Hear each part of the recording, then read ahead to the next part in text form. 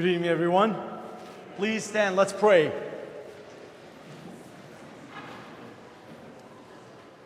In the name of the Father, and of the Son, and of the Holy Spirit, amen. Our Father, who art in heaven, hallowed be thy name. Thy kingdom come, thy will be done, on earth as it is in heaven. Give us this day our daily bread, and forgive us our trespasses, as we forgive those who trespass against us.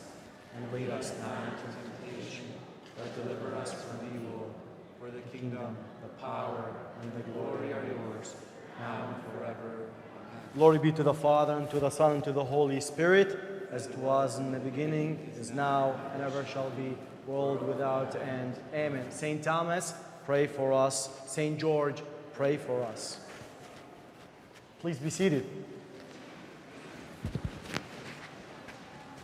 Okay.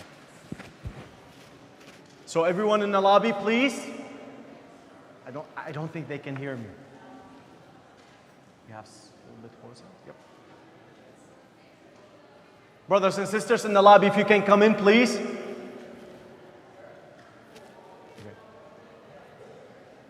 Just wait. Thank you.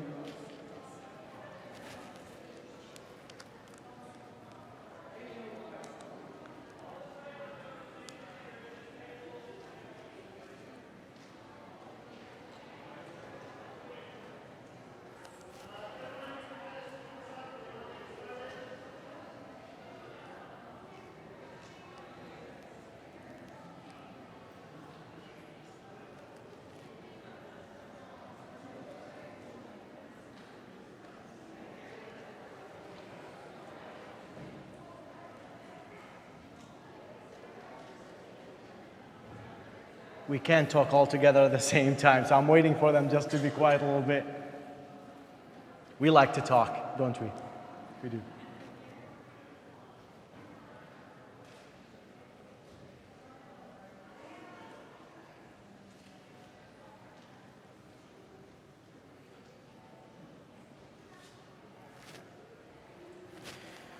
Okay, good evening, everyone. Brothers and sisters in Christ, on behalf of St. George Galilean Catholic Church community, I warmly welcome you to this special gathering, Families in Harmony. Today we stand united not in fear, but in hope. Our assembly here isn't about retreating from the world, rather it's about being light and salt to this world. We are not driven by any political agenda or focusing on divisions. Our purpose is centered on our love for God, the people, and most importantly, our children, our future. We all know that our world is changing, and we recognize the many challenges that face our families and our faith in Jesus. But Chaldeans are also known to survive the harshest situations and environments.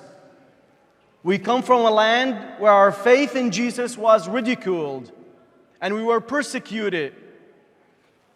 But what we always did was clinging to Jesus and to our faith in Him.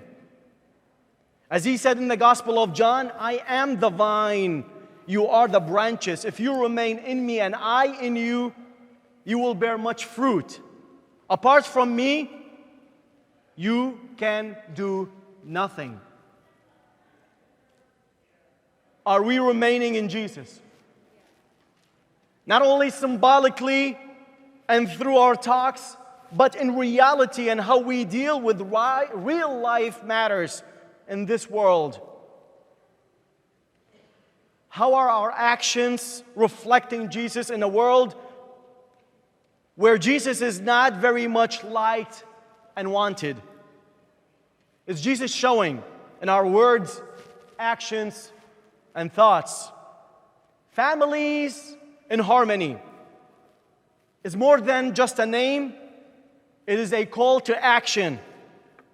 More than ever, our families need to resonate with the harmony of Jesus. Our children need to see Jesus in you, parents.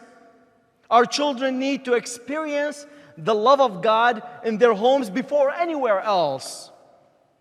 You have the responsibility to care for your children physically, emotionally, and spiritually. And this is part of the yes you promised God on the day of your wedding.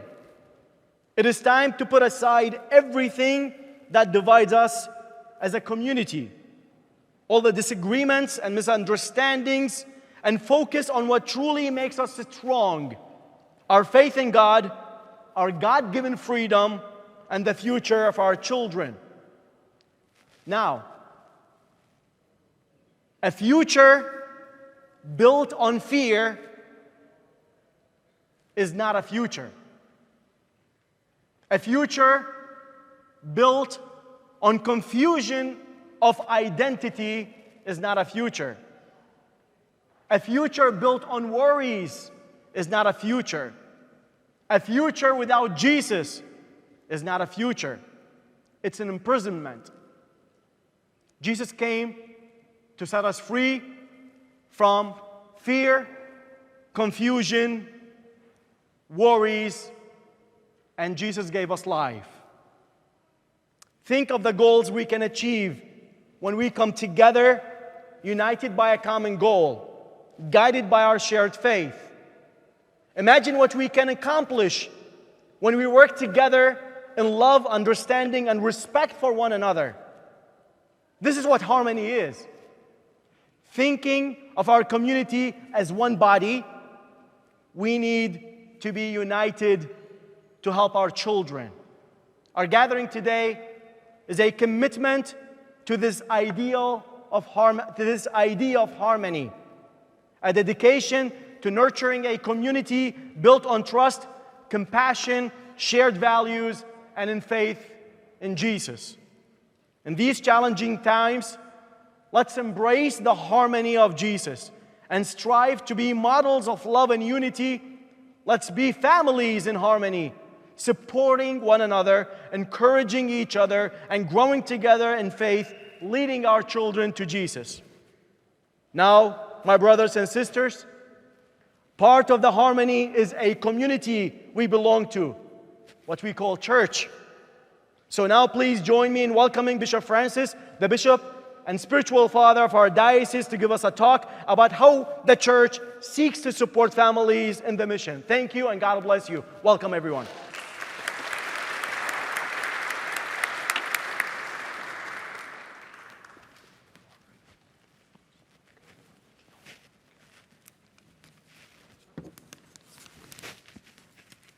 Good evening, everybody. Good evening. You know, it's wonderful to have you here, getting into what we need to do in being able to do God's work. This is all of us coming together to do what God has called us to do.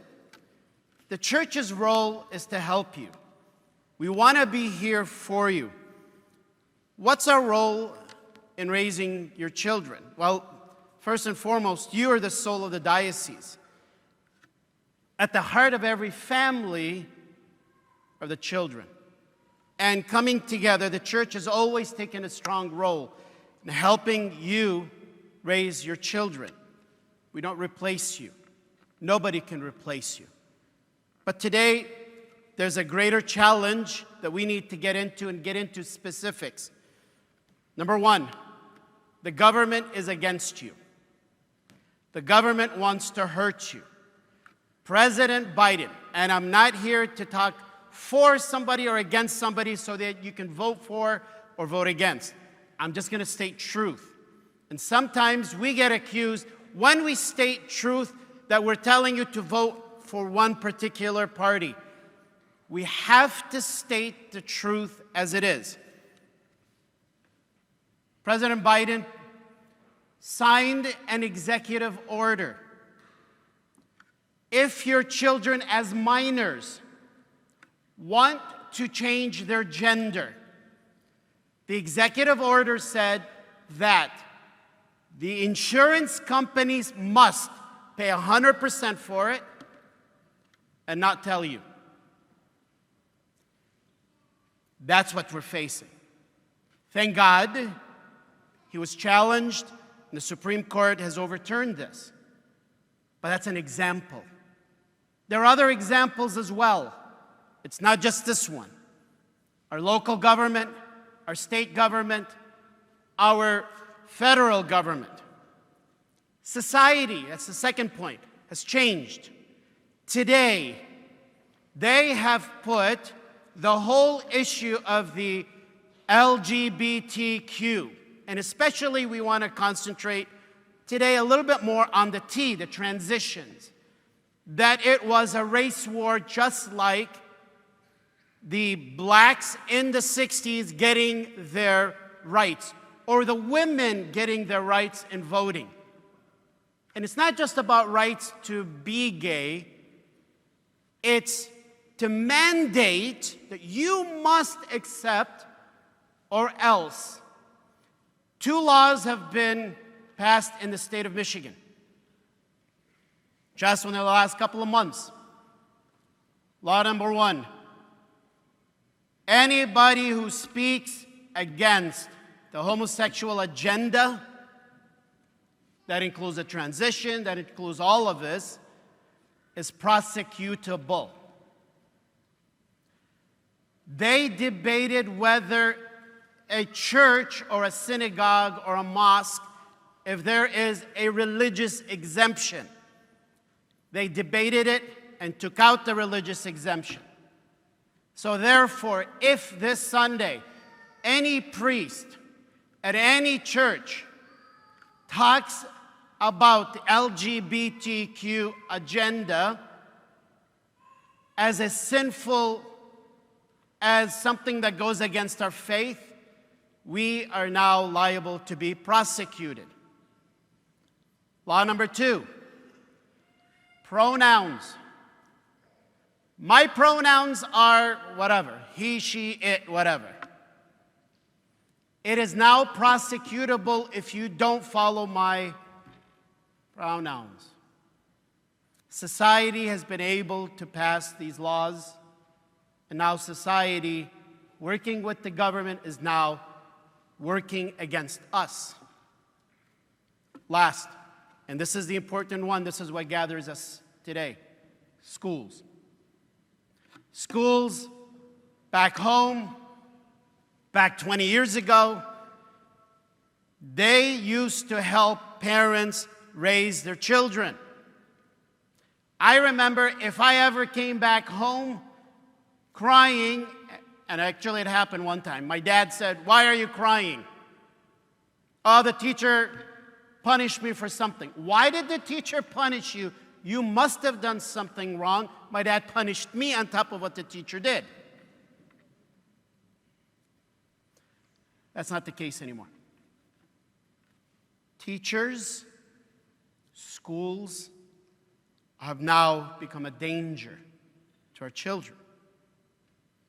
And this is important for us to keep in mind. Let's get into a little bit more details. As an ongoing attack on the family, they're looking at creating chaos. Number 1, the father.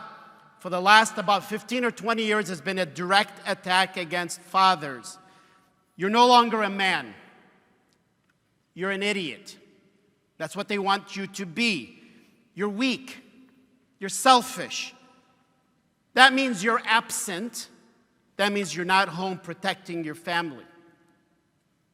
The woman, the mother, they don't want her to be loving anymore. First person to attack is your child, especially in the womb. She's also out of touch with the family. She's also only loves herself, which means in many cases, well, I'm a woman, I care about my career, I don't want a family. Or if I have a family and it's getting in the way, your career is more important than the family. You need to love yourself only, and if the family is there to make you feel good, then therefore that's what you need to do. You're no longer loving and no longer protecting your family as a mother. Children no longer have an identity. Want them to be confused. no longer belonging to the family.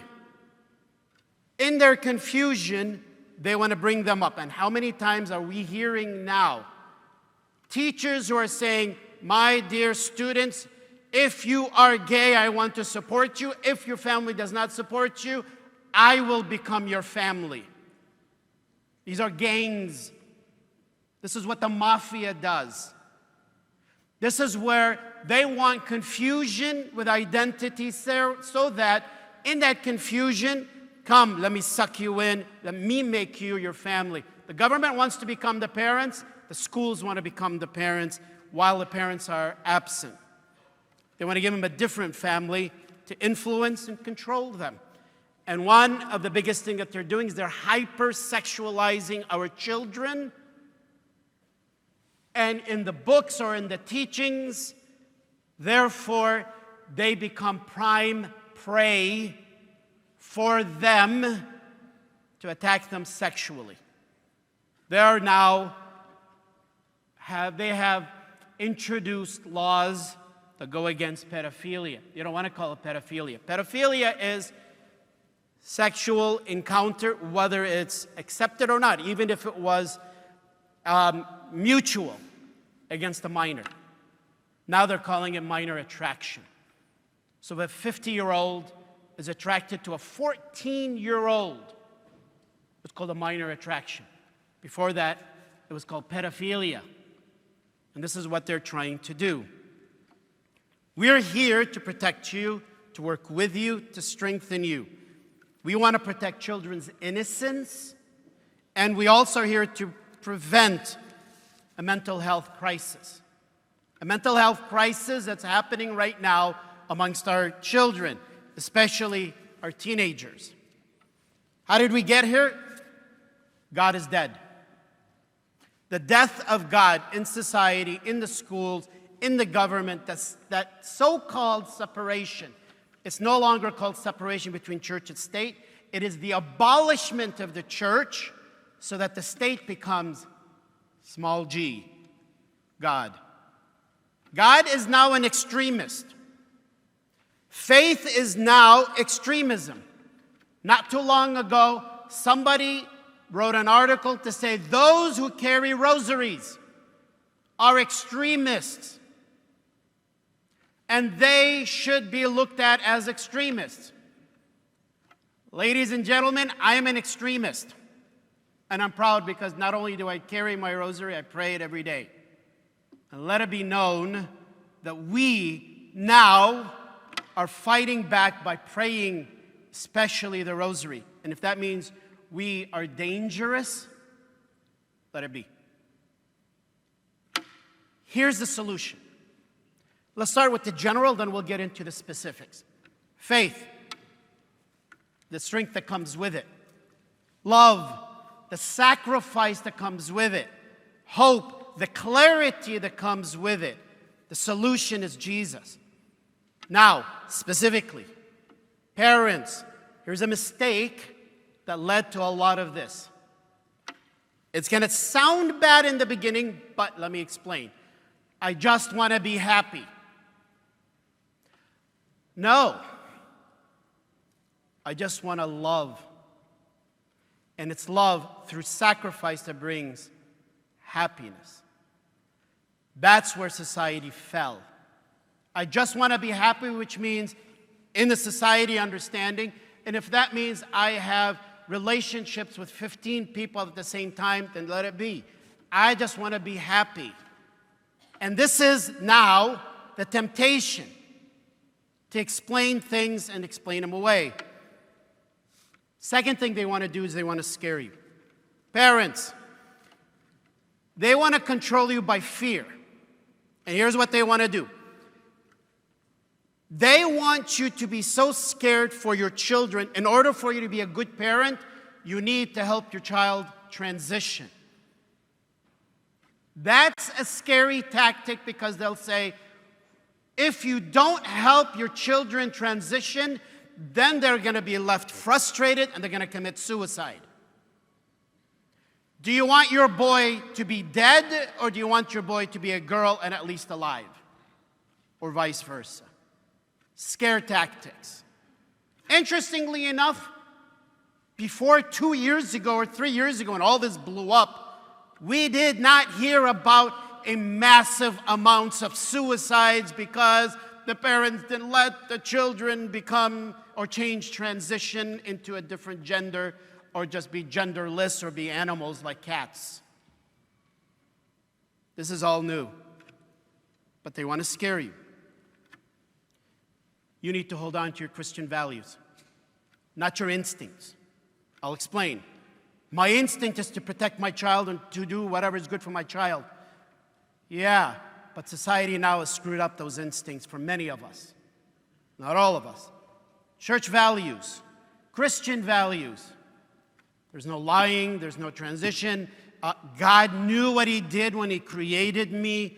There is no game to be played that I will only be happy if I transition into this other thing. That's a lie, that's a mental illness. Parents, do not fall into this. Not what you think sometimes might be good. Go back to Jesus. Don't question His love. Don't question His sincere sacrifice for you. Now, I know most of you are not in this position, but what we need to do is fight. If you don't fight, you lose. If you don't fight for your children, if you don't fight for your family, if you don't fight for your spouses, you will lose. If you do fight with God's blessing, we will win. It's not anytime soon, though. We need patience. We need grace. We need you. We're not letting them win. They know it. The most powerful weapon that's sitting here is God in you. God needs arms and legs and hearts and faces. And that's you. Where do we stand? Is we want to lead, guide, help, strengthen. But it's you. And you standing up and saying, enough is enough. We recognize it's a spiritual battle more than anything else. They're attacking our faith in the churches. They're sexualizing your children. They're attacking the family. They're attacking the country itself. This is also a psychological battle. You're the evil one. You're the bad one, along with us, of course. You're going against science. That's one of the arguments they will bring up. You're going against your children's mental health. You're destroying society and your family. And that's a lot of pressure that's being put on you and on parents in general. And that's why I say, I don't blame too much the parents that fall. The reason why I say that is because so much pressure, and if you don't have any guidance, you're going to fall. Now, we don't want you to fall. We need to unite. Keep focus. Remain mentally strong in faith. We need to pray to remain focused on where the battle really exists. We need to know and understand that this is a long-term battle. This is not going to be over by tomorrow. Not if we elect somebody, if we elect that person, then everything will be okay. No. It's not gonna, there is no pill to fix this. We need to work together. Here's an important point, what you can do specifically at home. Number one, don't trust your schools. I wish we can create all the different schools right now and put all of our children in those schools and protect them. It's not going to happen. It's not going to happen anytime soon. But now, here's what I mean for you. Don't trust the schools to educate your children. It doesn't mean that your school is bad. It may be, it may not be. It means that don't trust your educators, don't trust the school, which means you need to ask. Son, daughter, how was your day? What did you do? How was class? How are your friends? You need to search, you need to question, you need to know. And I tell you this, when you come across a propaganda against your faith and against your family, 15 minutes of sitting your child down in love and in clarity, explaining, no, Habibi, this is not us. And this is why this is not us. A, B, C, D. 15 minutes of you explaining will deal with and overcome a whole day, a whole week, a whole month's agenda, but you need to stay on top of it. We also need to live a meaningful life, and that's what Father Fawaz was pushing for as well when he was saying this earlier. We need to make the world better. It begins with God, the fear of God, the love of God. Don't despair. You're going to hear this again. You already heard it with Father Fawaz. I'm going to say it again. Don't despair. Don't fool yourself. We're not winning, but we're not losing. We're fighting. There's going to be a big fight. They've been preparing this for many years. We're not going to lose. We might lose a few people, but we're not going to lose. God is with us. If God is with us, who could be against us? St. Paul would says, we will overcome. We need to win the education battle in your homes, in your cities, everywhere. We're engaged. That's why we're gathered here. You're the heart of the church. Battle is no battle without you. The church does not have legs to stand on. It's you. When the church, and the church has, gone to these public hearings or public gatherings for the education, they don't listen to us. But boy, do they have to listen to you when you get up and when you speak. Do it with clarity, gentleness, focus, and also do it as often as you can. We're engaged with you. Proud of you. We're here to work with you. God wants us to win. We will win, and we will overcome. For everything that we do, we praise God's name, because God is our strength and our backbone. God bless you all, and thank you for being here.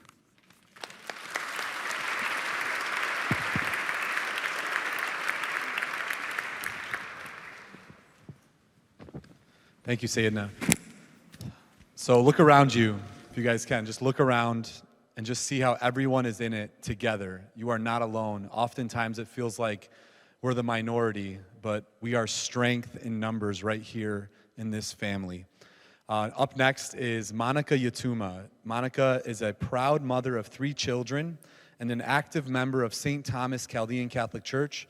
She is the director of Partner Development for Great Schools Initiative, GSI, where she has helped develop a network of 2,600 active parents who are engaged in community organizing throughout the state of Michigan.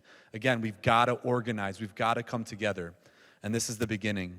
As a first-generation Chaldean American, Monica is eager to serve Chaldean Catholics in Michigan by protecting our faith. Several Chaldean community organizations had a huge impact on her life growing up, and now Monica hopes that by working in the conservative movement, she will be able to stop the attacks on our faith for God and our country. She's here to speak about how we can do that, so let's please welcome her.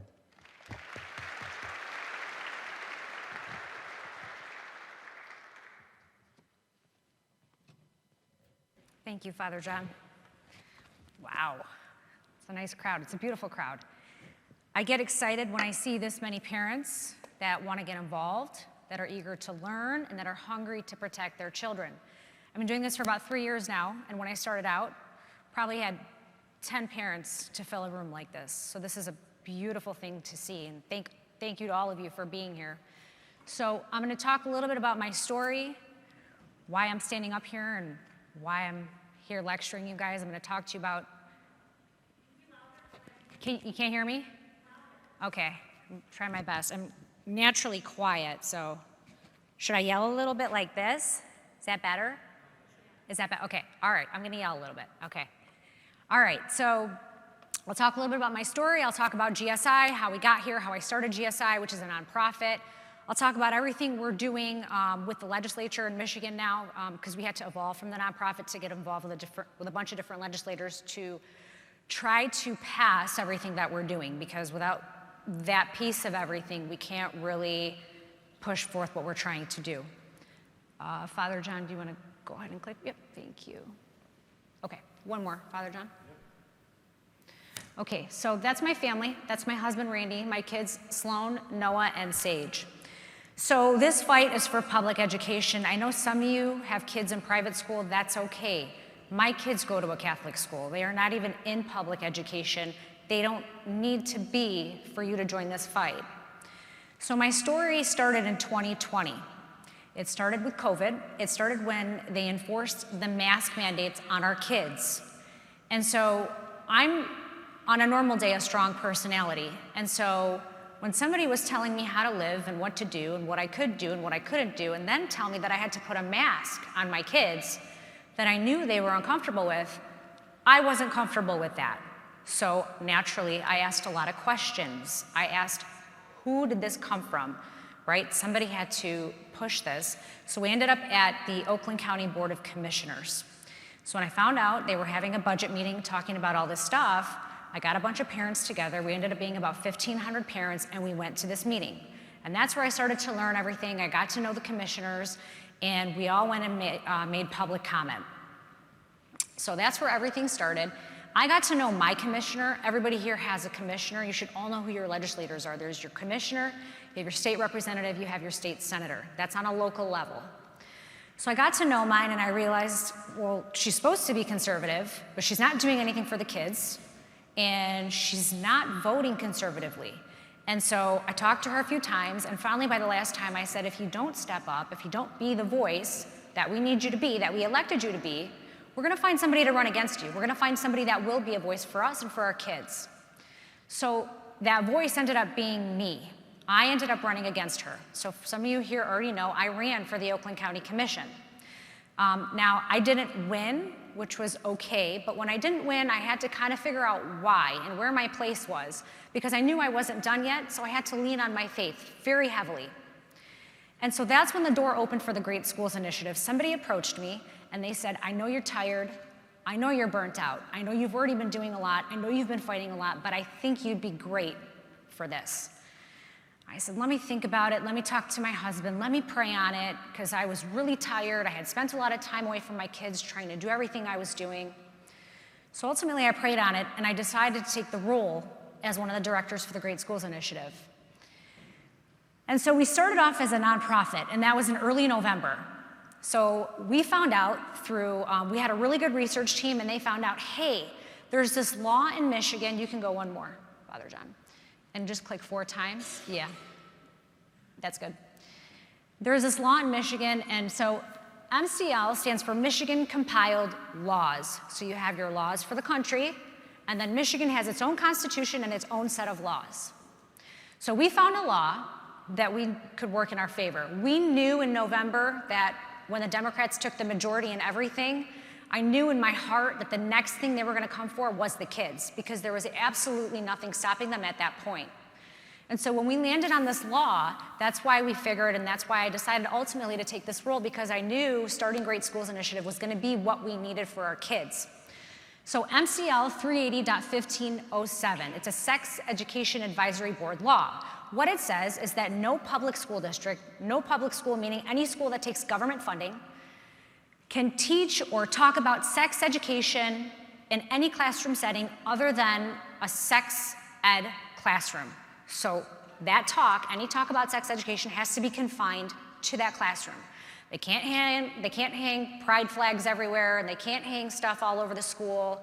Anything they talk about that's sex ed related has to be in that classroom setting with a certified sex education instructor. They also have to have a sex education advisory board. It has to have parents on it, and all of you could apply to be on it, which would be great if you did. It has to have at least one student on it. It has to have a clergy member on it, and it has to have school staff.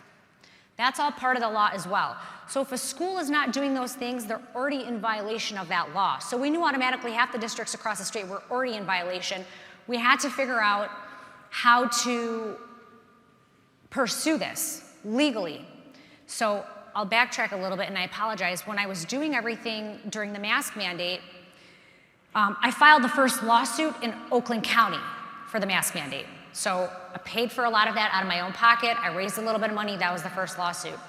I helped Huron Valley file another lawsuit, and I got together with a group of parents in Walled Lake where we finally filed a lawsuit based on taxpayer fund status. That was the lawsuit that got the mask mandate dropped. The reason we were successful is because somebody that had a connection at the Thomas More Society said, I know this girl, this is what she's been doing, she's been fighting, she's been great, you know, blah, blah, blah. You gotta meet her. So I sat down with their attorneys, me and my partner Nathan, and I told them what we were doing. And so we pursued the lawsuit for this mask mandate, and it was dropped. That was in February. So from there, we built a partnership with Thomas More Society, and so we decided we were going to use them here. We asked them to support GSI, the Great Schools Initiative, and thank God they said yes. They pledged the first $1 million. They pledged to be our legal resource. So parents like all of you could now have the legal resources behind them that they needed if they were having issues at their schools and if their schools were violating this law. So the other part of the law is that all of you as parents have a right to opt out of sex education. Partially, entirely, that's up to you and whatever is good for your family. So if you go to www.greatschoolsinitiative.org, we do have an opt-out form for you there. Your school might tell you, oh, we have an opt-out form for you, use ours. Theirs is very basic, it's very generic, and it will not have all the options on there for you to opt out of that they actually talk about. So when a lot of us were in school, we learned about traditional reproductive health. That's what was taught before. Now, it's called comprehensive sex education. It's backed and it's funded by Planned Parenthood. So when your kids are learning about sex education in their classrooms at their schools, just know that people from Planned Parenthood put that curriculum together. They took that curriculum, they pushed it to your sex education advisory board. So every school has a sex education advisory board. Every school has a school board. Ultimately, the school board gets the final say in everything, but it's the sex education advisory board that makes the recommendations on what you're taught or what your children are taught in the sex education classroom setting. And then the school board approves that. If you are not attending your school board meetings, if you are not speaking up, if you are not reaching out to your school board members or any of the members on the sex education advisory board, they're going to pass whatever they want. And it's set in stone for 7 years until they look at that curriculum again to do it all over again. So I highly suggest to attend your school board meetings, get involved, try to get on this board, try to run to get on your school boards. If you ever want to run for anything, GSI will support you, just come to us. Go ahead, Father John, you go to the next slide.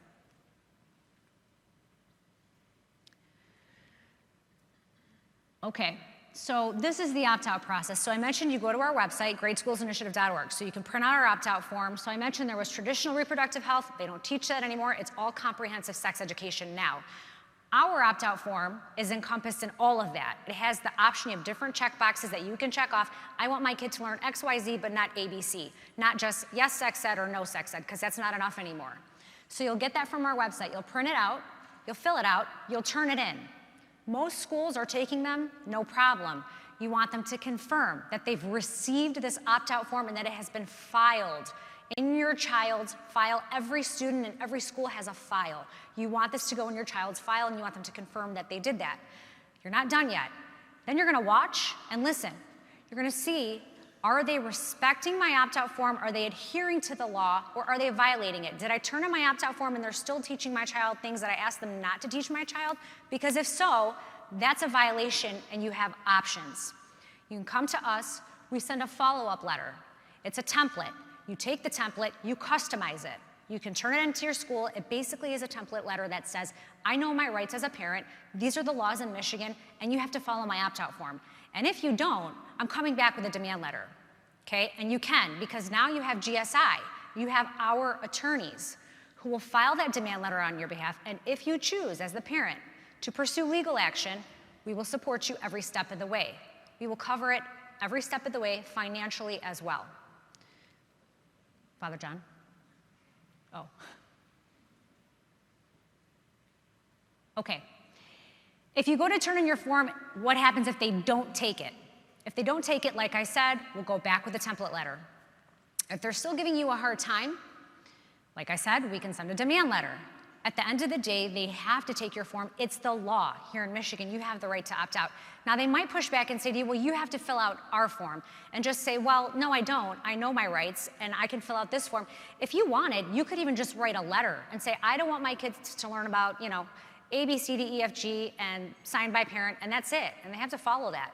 Luckily, we're one of the states, the few states left that has this law, so utilize it.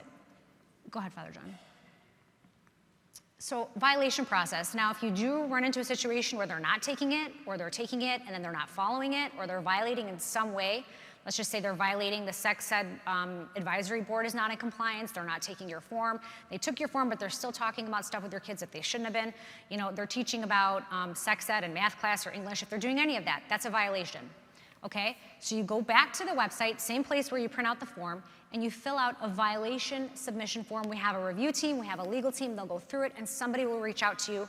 We'll collect more information. We want to be very thorough, and then we'll pursue the way that you want to pursue it, because we want you ultimately to be comfortable with your decision. And so, like I said, we'll take legal action if necessary. I can tell you that right now, we have filed suit. We are in court with Troy Public Schools. We are in court with Rochester Hills Public Schools. We are in court with Walled Lake Public Schools and Birmingham Public School District. We were also, we filed suit with Benzie, which was up north. But fortunately, they came back to us and said, we're going to rectify this. We're going to make right what we're doing wrong. So their sex ed advisory board was out of compliance. They fixed that. They were teaching about abortion, and now they stopped. I want you guys to know this is really important. We are one of 8 states in the entire country that has a law that protects our students from being taught about abortion. They can't talk about it in schools. They can't even say the word abortion. They can't teach about it as a form of a contraceptive. Nothing. It's completely illegal here. So if any of your students come home and say that a teacher mentioned it or that it was taught in any way, that's illegal automatically, and I would just ask that you come let us know here at GSI. Okay, so this is really good news, and this is new news for us. So a lot of you know already, but a lot of you don't know. Every school district has a GSA club. GSA is an acronym for Gay Straight Alliance Club.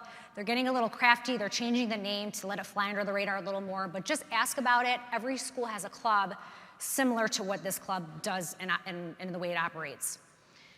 So what we've learned is that we now have the ability to form Chaldean Christian clubs, and that's something that I'm going to talk about Bishop and the priest, and that's something we'll start to do. All we need to be able to do that is students that are willing and ready and able to do this. We need a president, a vice president, and a treasurer. You need a teacher to sponsor the club, and of course we'll need one of our priests, and you'll just need the okay from the principal. No school district should tell you that you cannot do this. So on a federal level, we operate from a viewpoint called viewpoint neutrality. It's federal law. If your school has a pride flag, Star of David, whatever, okay? Viewpoint neutrality means like, well, if you're gonna put this flag up, then you know what, I'm gonna put a crucifix up, or I wanna see this on our walls, or I wanna see this in our classrooms. And they have to adhere to that. Same thing goes for the clubs. They can't tell you no. It again goes back to viewpoint neutrality. So if they're gonna have a GSA club or any other club, because they have a plethora of clubs, we can definitely have one of these. And that's something that we're gonna start to do because it's a great idea. We need to see more of these in our schools. You can also have flyers everywhere on campus to let everybody know about the club, and it can be open to everybody. It does not have to be just Chaldeans, but it'll be a club to enforce Chaldean Catholic values. Go ahead, Father John. What can we do as parents? So you guys all have the right to view curriculum.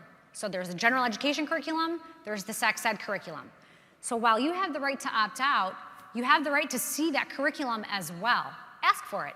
So you can email the principal, you can email the teacher, you can email a school board member, go to your school board meeting and say, where can I find that curriculum? Generally, you could just go to the school website and you'll find it there. But if for any reason you're having any trouble, just email the principal, the teacher, and just say, I want to see the curriculum. Now, for those of you with younger kids, you want to know what's being read to your kids, what they're being taught, what they're checking out when they go to the library.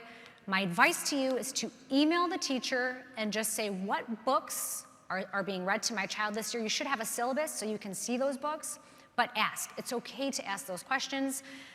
Don't do it in a way where you're attacking them. Just ask nicely and say, I just want to know what my kid's going to be read. You know, I don't want my kid learning about this, this, and this. If that comes up, or if that topic comes up, please let me know, or let's find other accommodations for my child. There's no reason why they can't do that for your child. All you have to do is ask. And I know a lot of parents a lot of times are hesitant to ask, but these are your kids. You can ask. It's important and you should ask.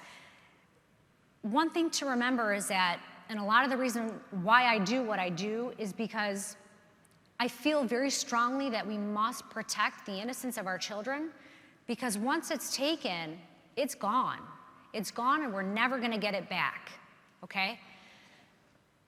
So there's tons of books out there, and what you feel like is good for your child or what your child is mature enough to read is really gonna be up to you.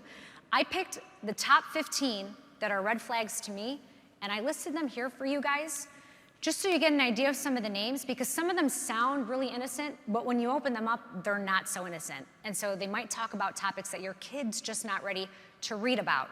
So these are the books that they're now handing the children in schools. It used to be more high school level, but we've seen them as young as 3rd grade level. So please just look out for these titles.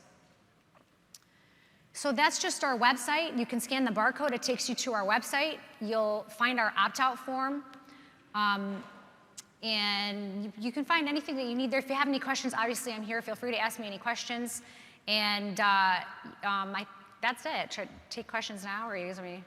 We'll do it after. After. Okay. All right. Thank you for your time. Yeah, just thank you, Monica. Monica, stay up real quick. Monica, just real quick question though.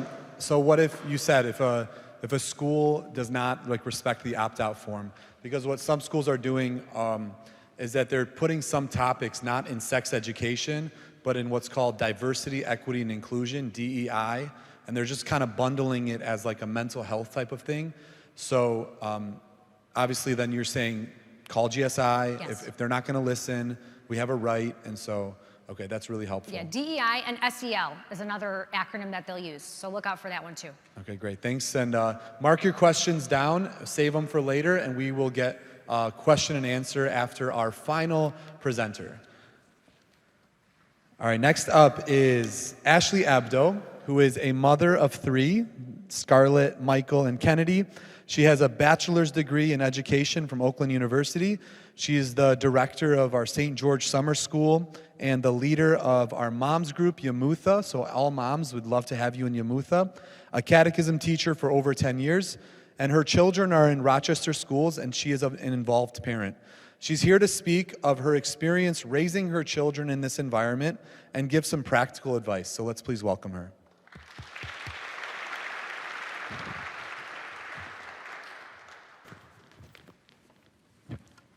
Hi, everyone, and thank you, Father John. Honestly, what a blessing. I mean, we all there's so much going on. We all feel so anxious, right? But can I say, look around. Look at us all parents. We're all coming together. Look at this church. What else can we ask for? The faith is stronger than ever. Our church every week is full to the brim. Our youth groups are amazing. These kids have more fire than most kids I saw growing up. Literally, they have so much to live for, so much to breathe for. They know what the faith is. They know how it feels. Do not be afraid. We have kids, and we know that it's hard, but we cannot let fear win. Be ready. Be strong. This is not going to take us down. So, like Father John mentioned, I have 3 kids. I have a 10-year-old, a 9-year-old, and a 6-year-old. I don't have all the answers. I'm going through it just how all of you are. I'm really trying to figure it out. Every day I'm praying about it. I'm watching them. I'm trying to see, how they are reacting to things. So I'm in the thick of it with all of you. Please take my advice and make what's best for your family. This is just what's worked for me. I want to kind of let you know my background. Like Father John mentioned, I actually went to Troy Union, K-5. I know a lot of kids still go there. It was a great school for me. Then from 6th to 8th grade, I went to Holy Family. And then from 9th to 12th, I went to Bishop Foley. So I had both aspects. I had both public and private school.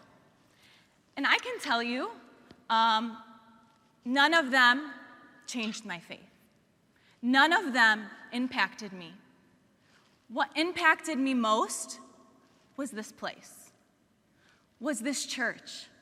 I grew up here. This is where I found myself. This is where I felt comfortable. This is where my heart beat, and I felt no shame. It wasn't in either of those schools. So when I had kids, I said, Ashley, why put them in Catholic? You're in a great district. I put them in Rochester schools. And every day, I watch, I observe, I ask questions, I go to the schools, I help. And I felt okay where I am. Yes, the past couple of months before school ended, there was some big changes. And you know what? I still feel okay. I still feel like my kids are gonna have that faith that I'm building them with every day. May it change? Maybe middle school, I'll make a different choice. Maybe high school, I will. But right now, I want my kids to be so strong that when they come and they say something to them, my kid is gonna be the one who stands up. My kid is gonna be the one who says, I don't care what you're saying. I know my faith. I'm ready to tell you what I believe. So I wish I could tell you, take your kids out and go here, but there's no promise anywhere, right? The only place I can tell you is bring your kids here. This is where it is. This is where they'll find themselves. So that's just part of it. Parents, we have so many things we can bring to our kids, right? We can throw them the best birthday parties. We can throw all these amazing things. But if you don't bring them here and they don't understand what life is about, khalas, it doesn't matter. That's not what life is about. We're here to send them to one place, right? Our ultimate goal is to get them to heaven. And if they don't understand what sacrifice is, what it's like to suffer, what it's like to be, dealing with things and not everyone accepts you, then that's on us.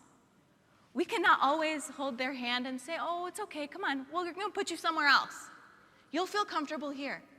Because tomorrow they're gonna go to college, and guess what? In college, everybody's together.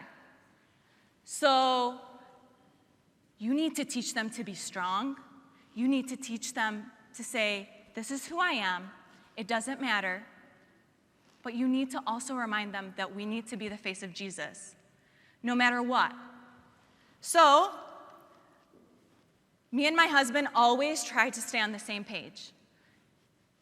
Okay, my kids come up to me, Mom, I want to do this. There is no like, oh, Mom says yes, and then I'm going to go talk to Dad, and he's going to say, it's no. You both need to have the same answer. Sometimes, you might not have the same answer. You might say, you know what? We need to talk about it, and we need to come back to this. If you show them a division, you are going to confuse them. And when there is confusion, you are going to lose them. Be strong. Your unit as a mother and a father is the most important. Always build on that. Yes, it's hard. Marriage is hard, right? Raising them is hard. But let them see what that sacrifice is. That's what life is about, right? That's why we're here. So, stay consistent. If you tell them no, that means no. Don't come back to it and say, oh, it's okay, maybe next time. No. You tell them no, as hard as it is to see them suffer, you told them no, and that's it. Be consistent, be strong with them. Don't let them see that confusion. So, we're all sinners. We all have temptation with us. Another big thing. Another big thing in our household is my kids do not have phones. For all of us, temptation is so real, right? We are tempted every day. For us as adults, temptation is hard. But for these kids, if you want to put a phone in their hand, as amazing as all of our kids are, that temptation is hard. They still don't understand it. They don't know how to control it. So you put that in their hands, you've just built yourself about 500 other issues. There is a ton of new gadgets now that you can use. There's those gizmo watches. If you need to talk to them, you literally push a button. They can only text like 5 people and it's on your list. There's a ton of other ways. Just think about those things. Think about what you're giving to them, the tools. This year at summer school, I challenged the kids, even with what they're listening to on the radio. I said, today, I want you to go home and I want you to read the lyrics of that song to mom and dad. Tell me how you feel about it. So, challenge their faith in every single thing that they do. Because if they don't think about, oh, it's okay, this thing it might be a little different, it's all right, God, no. Every choice you make, is it gonna get me to heaven or is it not? Make them strong. So when somebody comes and tries to tell them, oh, Habibi, it's okay if you don't feel comfortable, I'll help you. They're gonna tell you, no. It's not how it works. So this is kind of just some things that we've dealt with, but I wanna openly talk about how I have dealt with it with my children. So yes, we can do all these things. You're gonna be a strong unit, you're gonna be amazing parents. We all are, we're gonna do our best. But now we need to talk to them. We need to tell them what's coming. Because if we don't talk to them, someone else will, and they might not tell them what you want. So we need to tell them what is happening. We need to explain to them. So how do we do that? Some of my moms are like, Ashley, what do you mean? Like, I don't even know how to tell this to my parents. You want me to tell this to my kids? I do. And don't overcomplicate it. Guess what? It's actually pretty simple. God has it right there for us written. So, I'm gonna tell you guys a couple of stories that happened to my kids. My youngest daughter, she actually was in preschool. She was 4 years old. In the room, normally they have like a wall of all the families. So I had set my family picture in. Me and Kennedy walked in, and on the wall there's all the families, and right away I see one family that had 2 moms. I said, oh, Ashley, just pretend like it's not there. Just don't even say anything to Kennedy. My daughter didn't notice. I'm like, okay, thank you, Jesus. All of a sudden, we were fine. I saw the little girl. One of the moms came in. I didn't see both of the moms. It was fine. I was like, okay, I don't have to deal with it today. Kennedy never mentioned it. All of a sudden, you get the conference notes.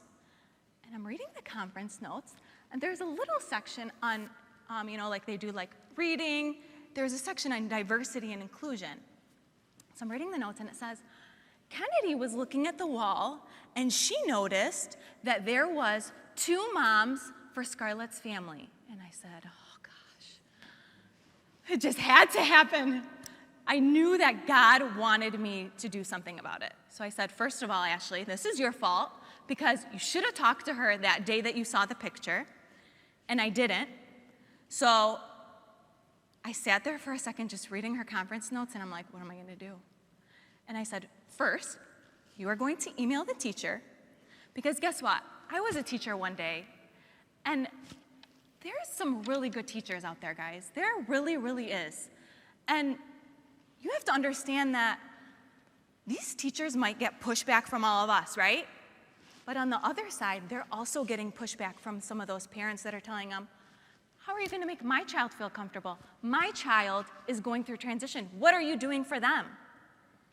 So these teachers are also struggling. I'm not saying they're all amazing. I'm not saying they're all bad, but we need to understand where they're coming from. Because if we attack them, guess what? Our kids are gonna be in there the rest of the year. So I said, okay, let's start with an email. So right away I emailed the teacher. I said, Miss So-and-so, I really appreciate what's going on. Thank you so much for answering Kennedy in the way that you felt comfortable. I would like to know if any of these topics come up in the classroom. Please just keep me aware. She answered me back. She said, Ashley, thank you so much. I'm so glad you brought this up. I'll definitely keep it in mind. She was very open. I then made sure I did it for my other 2 kids so that I always knew what was going on. And guess what? Those teachers all were ready to talk with me. One actually called me. She said, Ashley, why is this coming up? Did someone say something? And I said, look, I just want to know that you guys understand where I'm coming from. And they were open. A lot of them already had a relationship with me because I was already in the schools all the time. So, in one of your handouts, I've included an email that I think you should all, send the teachers, but kind of give it a little bit of time. Go get to know them a little bit. Go volunteer. Say, hey, it might not, can I help? Can I come do something? Even if it's to make copies. Go feel what that room is like. And it kind of opens the door. So then after all these things happened, I said, okay, now it's time to talk to my daughter. She already thinks that 2 moms are okay. I already let that slide. Now we need to fix this. So I brought all my kids to the table and I said, I want to talk to you guys about something. And they're like, oh no, what did we do? And I said, listen, Kennedy, I know that Miss So-and-so told you that it's okay for 2 moms to have a child and one of those girls is in your room. I said, but God made a mommy and a daddy. And mommies are so amazing. They have this way to love and take care of you. And dads have this way of protecting you. And those 2 people make a family. Do you get that? And she looked at me, yeah, Mom, what's wrong with you? And we kind of went from there. I said, look, God made us this way. And yeah, these people made this choice, but we don't believe that.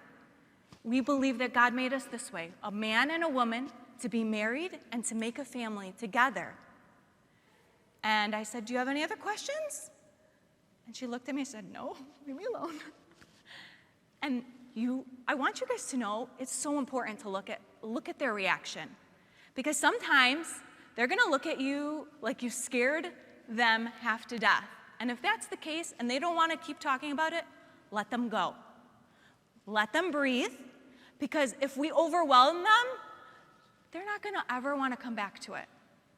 So for that moment, I said, Kennedy, go play. She did, and she did not want to talk about it again.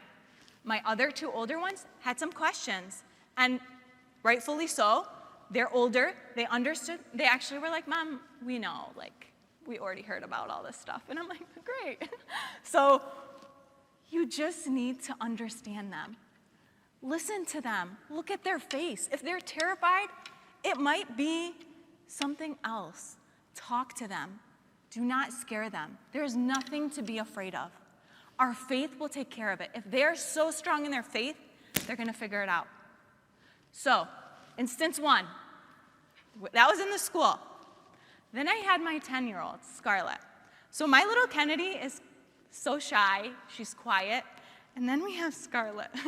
For those of you who know her, she's not shy.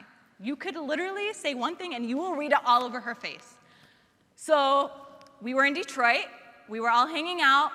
And of course, I wanted ice cream. So we all went to the ice cream shop. And we're walking up. It's just me and her.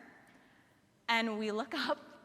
And the guy giving us ice cream was a male, but he had full face of caked on makeup and nail polish. And Scarlett just looked at me, and I'm like, Scarlett, because you could literally read everything on her face, and I'm just like, we'll talk about it later. I was so polite to the man, got my ice cream, went back to the car. She's freaking out, literally doesn't know what to do with herself. She gets in the car and she goes, Mom, what is this? You said boys don't wear nail polish and makeup is for girls. And I'm like, Scarlett, God made you this way. He made you so beautiful. Look at your hair, look at your face, look at your eyes. Women have these things and we embrace that, and men have certain things and they embrace them. But this human changed that. And I said to her, guess what? There is no question. There is no question on anyone's identity. You were born a son or daughter of Christ. There's no question. There's nothing to be confused about. I said, look at this man. He made that choice. Scarlett, you were born a girl, If you want to wear makeup, that's great. If you don't have to. But this is someone who might be confused. You need to be polite to that person. You need to respect that person, but you don't need to agree with what he's doing. She said, okay, Mom. All right. Again, God, literally, we were on a plane, and next to us was a transgender male with long hair, and she sat there, and we both kind of just prayed for him. These instances are going to happen everywhere. Whether your child is in Catholic school or public school, you are going to see it everywhere. So have those conversations. Let them know that this is part of the world. But if your son is a kid who loves to cook, don't tell him no. Or if your daughter's a tomboy, wants to play certain sports, don't make them change who they are. Our children are all so different and they're so beautiful. Let them embrace the way God gave them, the way God made them. Don't be scared. Don't let them feel fear because of what's going on. God made each of us in these ways for a purpose. So once you've talked about all these things and your child knows situations might come, let them feel comfortable to come to you. Let them feel comfortable to open that door. This is going to be a new battle. It's not going anywhere. It's not going to get better. I wish I could tell you it was. But if we stay together and we stay strong, bring them to church. My brothers and sisters, this place is so much better than anywhere else. If they grow up here and they understand that we might not agree with the sin, but we are the face of Jesus to everyone.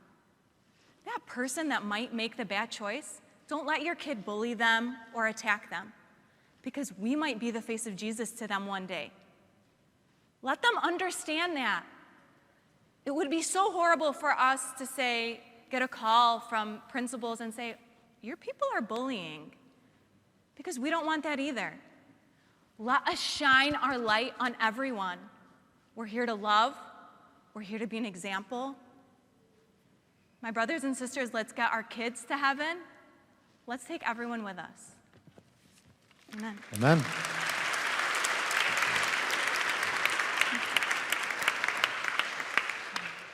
All right, that was awesome. God bless you guys. So I just want to explain something that we're doing at St. George. We're calling it a spiritual first aid kit. We want to flood our schools with Jesus, just like other things are being flooded. Well, this spiritual aid first aid kit is a part of that. I'm just going to explain it really quick.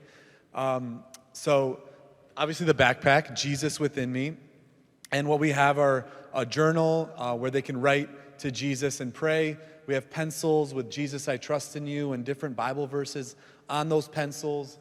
Holy water, every spiritual aid first kit has holy water, and anytime they run out, they can get more holy water from the church. And what we want to encourage our children to do is to bless their desk.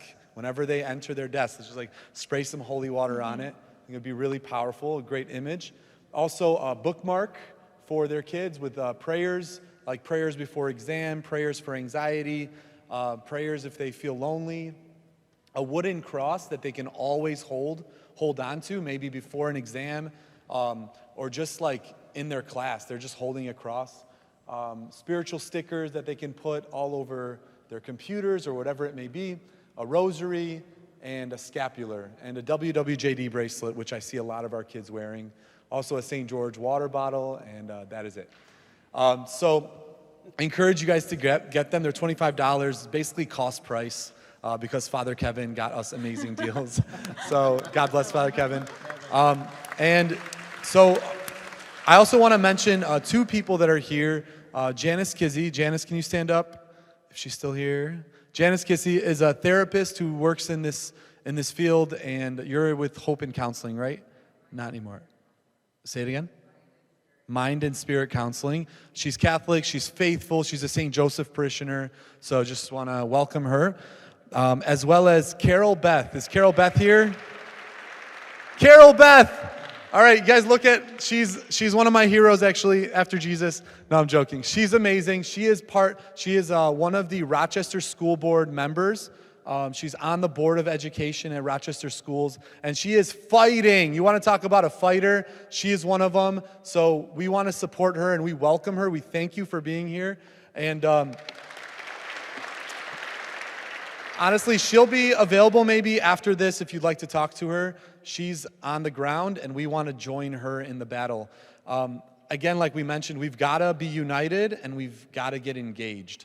So go to your school board meetings, maybe run for school board. Again, get on maybe that advisory board or whatever it may be. I'm really passionate about schools, so I was like, you know what? I'm going to be a substitute teacher. So I've gone to Jeanette Middle School, I've gone to Warren Mott, and just made myself available. And I wear my collar, and the kids are like, one time I was in a classroom and there was a pride flag, and this Chaldean kid was like, Father John, and I was like, he's like, are they allowed to do that? And I'm like, look, man, I don't know, but it is what it is. Okay, one last thing I want to encourage you. If you have middle school kids and high school kids, we have amazing youth groups.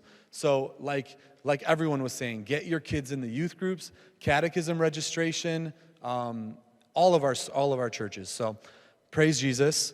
At this time, so thank God for an amazing night. I'm so proud of everyone. At this time, we want to invite Bishop Francis, Monica Utuma, and Ashley Abdo to come up, and we're going to do a question and answer.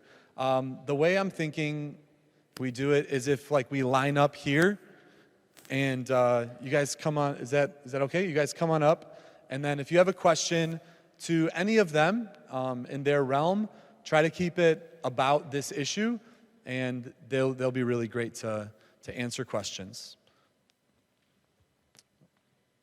Can I just make a quick announcement? Yes, thank you. Can you guys hear me? Okay. I forgot to tell you guys, so this Saturday, I know it's a little last minute, but this Saturday at St. Thomas from 10 to 2 in the basement.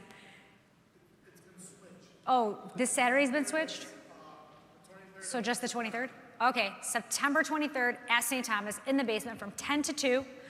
We'll provide lunch, childcare for your kids, but it's basically a class to teach you guys how to organize, talk more in depth about everything I talked about, and teach you guys how to do everything that I talked about. So that's available to you if you guys are interested. Can you repeat the date again? September 23rd at St. Thomas in the basement there.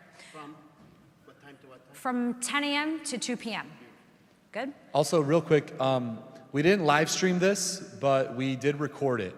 So if anyone wasn't here and you want to kind of share the link, we'll be posting it on the diocese or on the parish in a few days.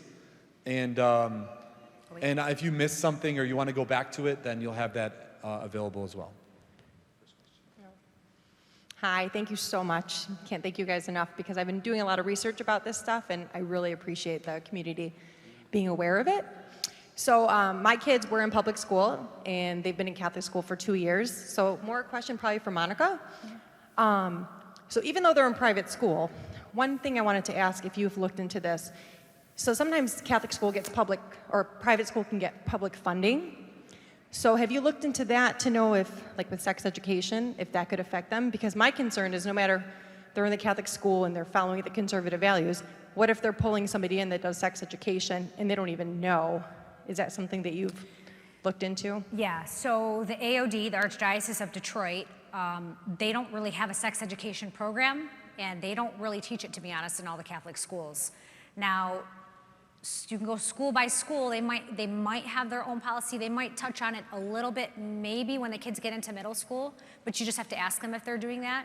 But from what I understand and from what I've been told is that they don't teach it in the Catholic schools.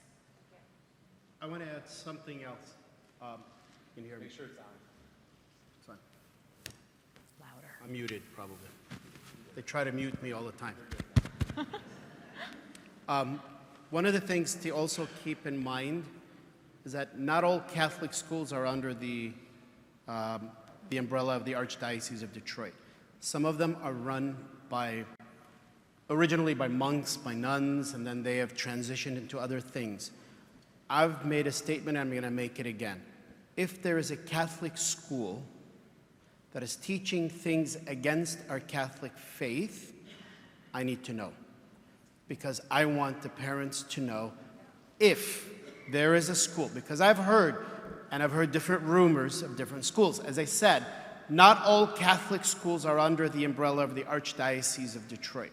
There are some schools that are very private, Catholic by name, and they're not under. If there is something being taught against our faith, like, for example, having a student LGBTQ club, I want to know. When I know, and what I will do is, first I will write a letter to say, is this true? I don't go by rumors. If it's true, I will then say, then this is no longer a Catholic school, please change. If they don't change, then I will then make a statement to the Chaldean community, post it and say, this particular school is not a Catholic school. It is a school by name, but not by action. I would recommend don't send your children there. Whatever that means. Now, that's if there are Catholic schools that might be teaching things against our faith. We need to stand up. If there is a good school that is doing wonderful things, I also would like to know. And that's where we can also post, and this is where we can help each other out as well. I can actually walk around. If you want to raise your hand, you have a question, I will run to you. Great.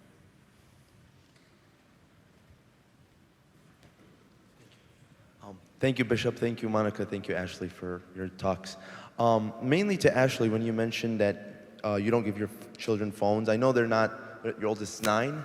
10. So, like, I know they're still kind of young, but, like, how do you deal with the peer pressure with most kids having phones so young? If they're saying, oh, my friends have the one, how do you deal with it? So my poor kids, they hear no all the time. And their peer pressure is everywhere, and they know that, hey, guess what? That is their mom, and I'm your mom, and that's just how it is. And I grew up, though, like with parents that were so strict. And I didn't appreciate it when I was younger, but as I got older, I started to understand.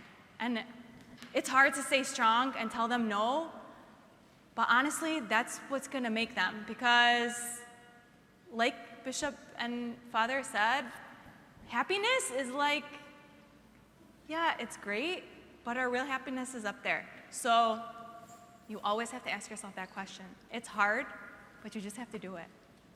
Yeah. As for me and my house, we will serve the Lord. Amen. Joshua 24. You do you, but we're serving Jesus. Anyone else? Great.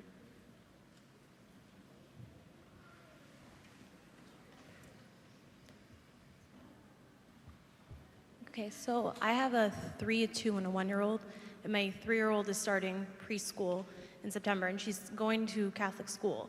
But I'm like freaking out because like, what is an appropriate age to talk to them about this stuff? Do I wait till they bring it up? Do I bring it up? Want to take that, Ashley? Or Sure, I can. Okay. So I think that 3 is young. Yeah.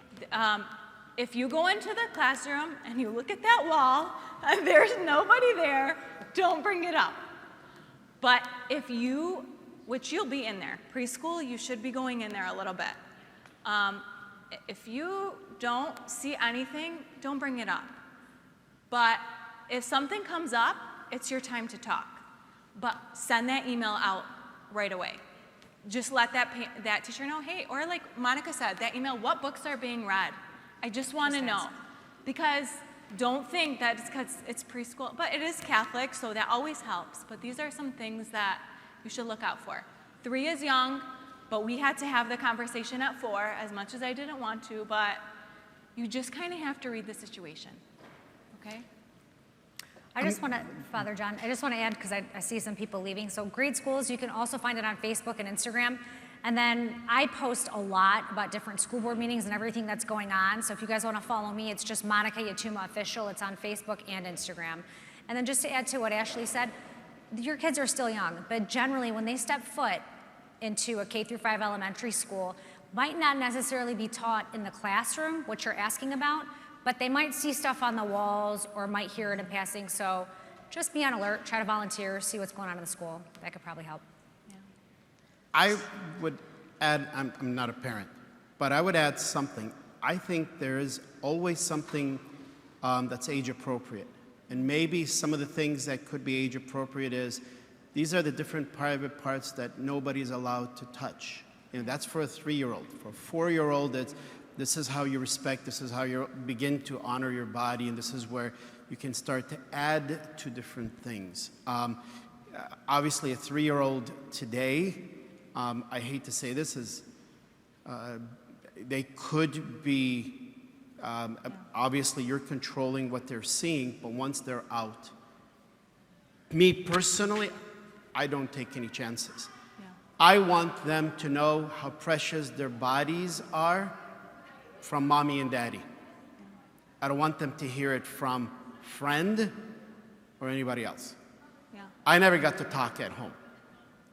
I learned it from my friends, and it wasn't taught to me very well. Thank God it didn't come out too weird. But on the other hand, this is where it becomes important. And these are certain things that you can do. And I think every kid is a little different. I think some of the smarter kids might need to go as early as 4. Yeah. Some of the less smart, not lesser in any way, might be a little bit less. You might need to water it down. It might be a little bit older. Knowing your kids and knowing their abilities and capabilities. This is where I really appreciate what Ashley was saying, is that my youngest daughter is this way, my oldest daughter is that way. So with my oldest daughter, I need to do this. With my younger daughter, I need to do that. Whatever this and that is. Just as an idea. What, Bishop? That's really important. You know, I think a great idea is to sit down with her, get a piece of paper, and say, will you draw a family for me?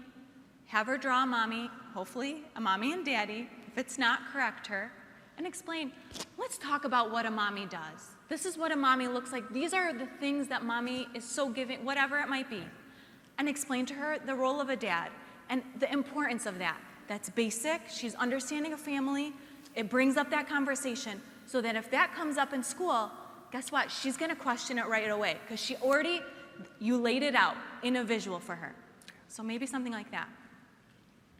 So I have 2 children. I have a 12-year-old and a 7-year-old, and everywhere we go, it's being thrown in our face, pride flags, and whether you're shopping or anywhere you are. And my daughter and my son, I keep them as close to church as possible with catechism and CYC and circle of friends. Would you guys be willing to have the same chat with them as you guys are having with us at some of these youth groups? Because it's kind of hard when you're out in public every day and you're seeing it. It's scary, you know, when you're raising your kids in this day and age. Is there a way we can help our children, like in the church, and talk to them about this? Yeah, go for it. I would say we're doing it.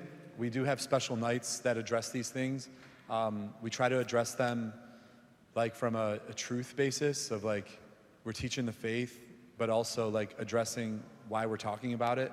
Because we try to relate to their level and say like, we get it, we know what's going on. We're like, and that's why a lot of our kids are coming. Because when they come to church, like when we grew up, we came to church and we were like, do people relate to us? Like, why do we go? But I feel like we're doing a better job of relating and talking to our kids in their language. So I would assume like when the kids come, they feel very comfortable, and it's like a haven. It's like a place where they feel like I can live my faith and not feel judged and not feel like a minority. Like I was saying, like we feel like a minority, but when we come here, we don't. And our kids need that because they're constantly being like judged and attacked. So I think we're already doing it, but can we do it more? Maybe. Another thing is like, I don't want us to just be reactive. We should be proactive. And I think this type of event is a bit more proactive, a bit more like, than usually we're just like, oh, something came up and so we're gonna do this. No, like, we're gonna do this. Yeah. And so let's do it. That's kind of where we're at. Anything else you want to add? Just to You have a add. question? Okay. Oh, go ahead. I think that it's the church is always ready to do it and help you, but still, from you, it creates a different relationship. Just so that door can be open and they don't feel like it's so closed off. Because we grew up that way where it was so closed off. Like you couldn't even tell your mom if you were dating someone sometimes. So I think it's good for you to have that conversation too. You know, the church is always here to support you, but have that conversation It's great. Hi, this question is for Monica, if you don't mind. I had so many text messages from so many Chaldean moms, and a couple of them are not Chaldean. And the rumors were there is a law they will force at all the elementary schools. They will post things at each school about sex, like videos, pictures, transgender, gay, lesbian, and it's not up to the parents. No matter what we say, they will force them to see or watch these videos, and they will teach them about it. And this is a freak all of us. So I don't know if these rumors, if something coming soon, or just talk between moms. We don't know what's going on. So they should never be doing that. That's illegal, right? Now, can they teach and talk about what you just said in a sex education classroom setting? They can. And so now with the new sex education curriculum, all the things that you just mentioned are encompassed in this new curriculum. So yes, they can. If your child is not opted out and they attend a sex ed, if it's part of one of their class requirements, they'll learn about it. Now, it's school dependent, it's teacher dependent, right? Some teachers are great, they know not to cross certain lines, but then you have rogue teachers that will really just teach those things because they think your kids should be learning about them and they think they know better than you as mom at home. So my advice to you is to ask what your sex education curriculum looks like at your school and see if they are showing and teaching those things. And if they are, and if you don't want your child to learn about it, use the opt-out form that I showed you guys up here. Okay, so should we sign it the beginning of this year? You can do it whenever, yeah, do it now. As soon as possible. Whenever you want, yeah. Okay, There's no deadline. Okay, I'm very involved with my kids' school. I volunteer all the time. I'm the board of the volunteer, and I went to one meeting for the district, and my name is there, so I go all the time, but I need to know if somebody asks me, if somebody asks my opinion, what to say. So I have the right to say no, I don't want my kids to be in these classes, right?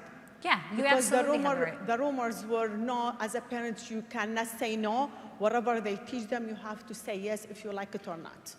That's very, very false. That's not Okay. true at all. Good. Just take everything that you said and take it and put it outside of a classroom setting and outside of a school setting. If an individual approached your child and they showed them any of those things, what would happen to that person? They would go to jail. Okay. So it's not okay. Okay, You have thank the you right very to much. opt out. Thank you very much. I would want to add one thing. Chaldeans like rumors. When you hear a rumor, ask where, when, who.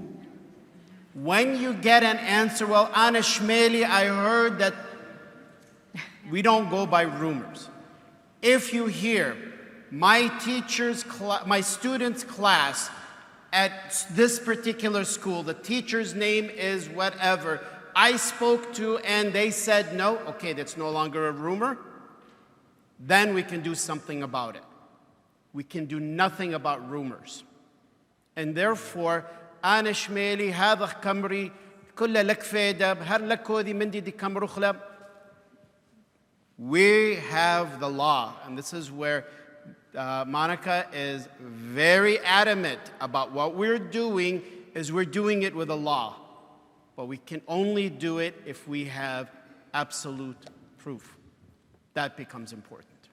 All right, we're going to take two more, and then I'm sure that they're going to be able to have individual conversations as well as Carol Beth as well. There's one Father in the John, you front. have somebody up here. She's been, Yeah, great. okay.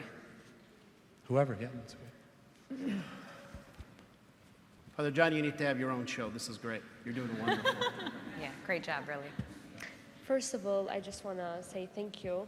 It was a great talk. Louder, louder, louder. I'm sorry. Put it next to your mouth. I'm sorry. No, I have you bad got it. hearing. No, you got it. So I just Thank want you. to say thank you. It was a wonderful and amazing talk.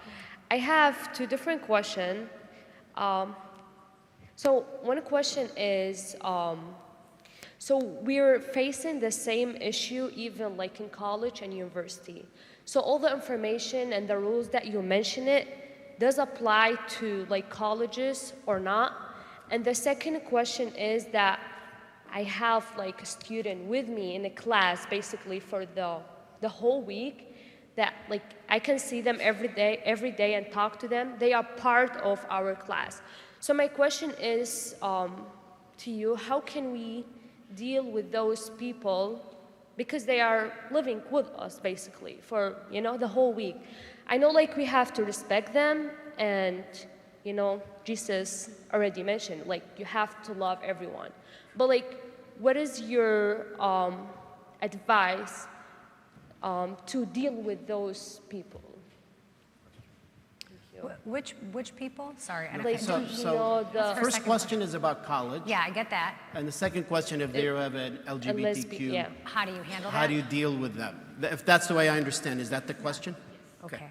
So to answer question one, everything I talked about applies through K through 12 education, not necessarily at the university level.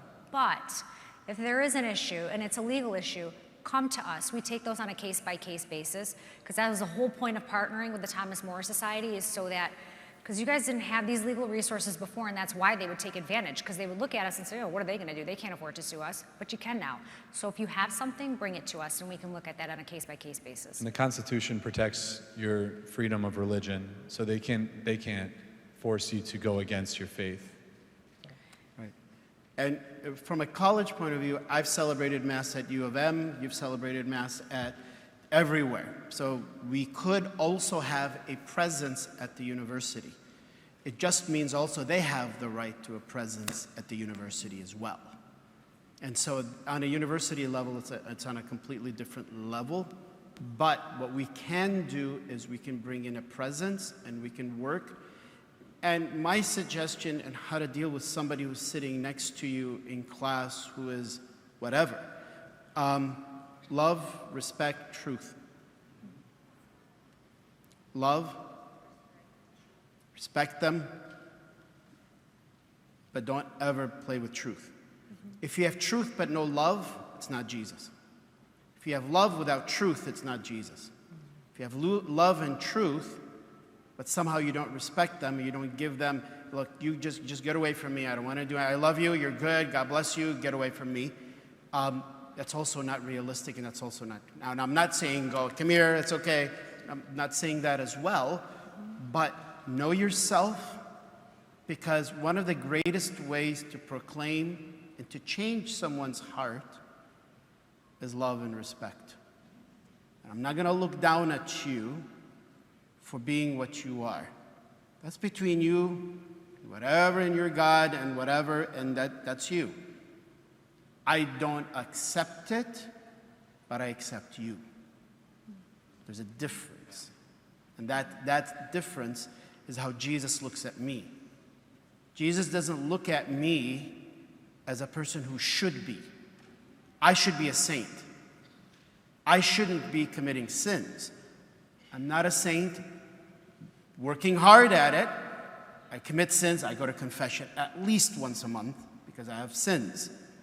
Jesus doesn't look at me and my sins. He looks at me as his love.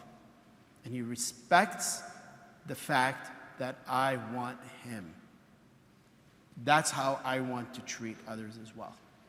That can bring change. All right, last one. Wow, this is hard.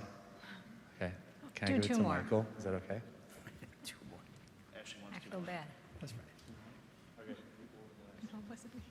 It won't be you, Ashley, don't worry. Bishop, this is probably a question for you, possibly Father John. I didn't do So it. obviously, we're all here tonight, and I know on September 23rd at St. Thomas, Great Schools Initiative is going to have a meeting. But what's the follow-up for all the parents that are here tonight to kind of help us come back together and combat the schools? You know, school hasn't started yet. My kids go to Rochester schools. They haven't started not till the end of August. So what's the follow-up for us, kind of from the church to the parents and so on? I was put on the spot, so I'm going to put Ashley and Monica on the spot. Well, from my perspective, so there's the leadership training on September 23rd at St. Thomas, and then there's the opt-out form, so go fill that out, turn that in. But we'll do this again. This isn't going to be a one-time and an only-time type thing, because everything's changing and evolving. Parenting looks completely different this year than it even did last year and a couple years ago. So we'll keep doing this, and we'll keep updating you. And I'll update you guys on what we're doing with the legislature, because I meet with state legislators all the time to try to get certain things passed. I'll update you on any laws that are changing. So we'll do this again. Part of this to me was like an equipping. It wasn't that much equipping, but GSI is giving us a tool, and then we are being informed of our rights as parents, and then we're also being like encouraged of like, let's do this, so that we can do it. And Jesus, he equipped his disciples and he sent them out. And so you will be sent out, you are sent out, and your children are the light, the salt of their schools. One thing Father Fawaz and I have been talking about lately has been like, the goal is not for all of these kids to be in Catholic school. The goal is for these kids to be in public school and to influence their schools. So we don't want all our kids to get out of their schools. We want our kids to be the light, the salt of it. But yeah, so that's part of it. And then we did get everyone's email, and maybe we'll be doing like some communication through email, where we can get together. And in all honesty, when voting comes up, you gotta vote your school board. Your school board is one of the most important votes you will ever make. School board, mayor, your local like election, ours is very, very important, and so we've got to do that. All right, last question, and then we can do individual questions. Just please, you can direct it to them individually. So thank you for tonight. It was great. And my question is for maybe Monica or maybe Ashley, I don't know. All of the public schools are government and state funded. Are there any districts that are more or less conservative than the others to choose from? District-wise, no. So is the government, if they are teaching anything, are they all teaching the same, or is that based on the school? Can the school control what they teach and what they not, or if they avoid some stuff versus others? It depends on the district and the school board, because ultimately they get the say and they'll vote on it. And Carol, who's awesome, can tell you more about that, but their school board handles all of that. So it really just depends on your district. Some districts are great, but some even districts, within the district, some neighborhoods are more conservative than the others, let's say. Yeah. So maybe some schools will accept it more than others, maybe some will not accept it more than the others. Look, I'll give you a prime example. Birmingham School District, and then you got Fowlerville.